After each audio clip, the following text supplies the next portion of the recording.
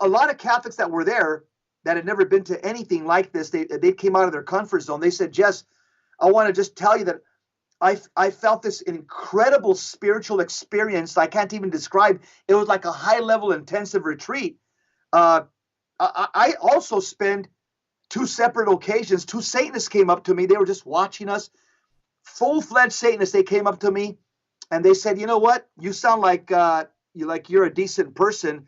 What is it that you Catholics believe about Satan, and where are we wrong? So I spent about 20 minutes, with Satanists, sharing the Catholic gospel Wow. and telling them the theology of Satan and the fall from a Judeo-Christian understanding.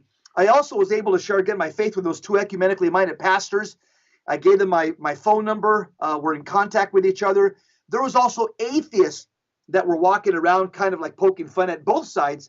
But they came up to me. They said, you know what, you seem like a rational person, like you know what's going on. I spent about 30 minutes talking to four atheists, answering questions about the Catholic faith, about the fact that faith and science are not at odds with each other. All truth comes from God, religious truth, scientific truth, historical truth. They were fascinated.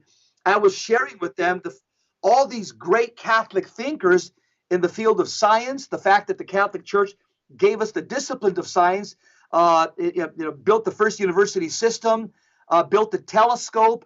They never heard this. These were staunch Darwinian atheists that were there to poke fun, but I engaged them in thoughtful conversation.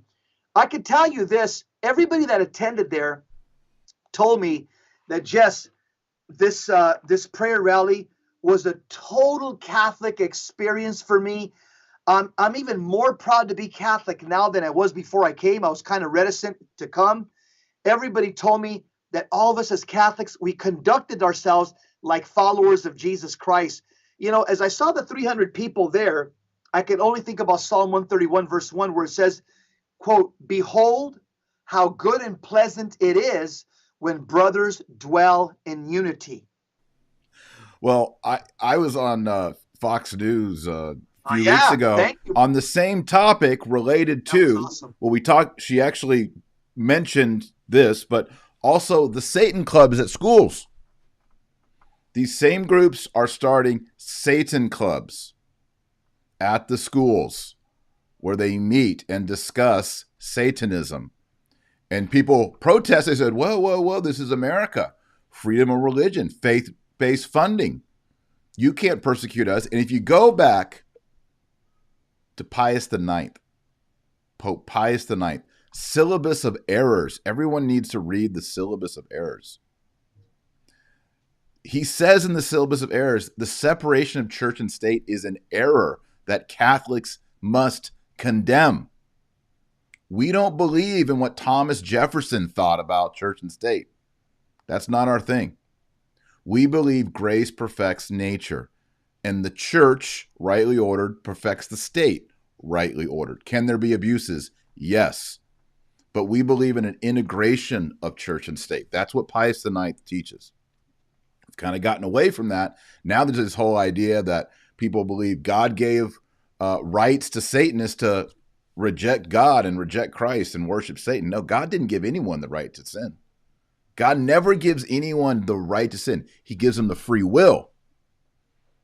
A right is something that has to do with duties and being owed. There is no right to worship idols, to worship Satan. No.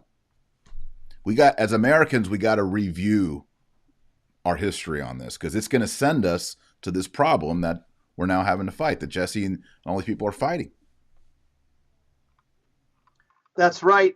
And let me tell you, that's their end game, Taylor. Yeah, they're mocking it. Yeah. Their end game is to go after our children. That's their end game. Over our dead bodies.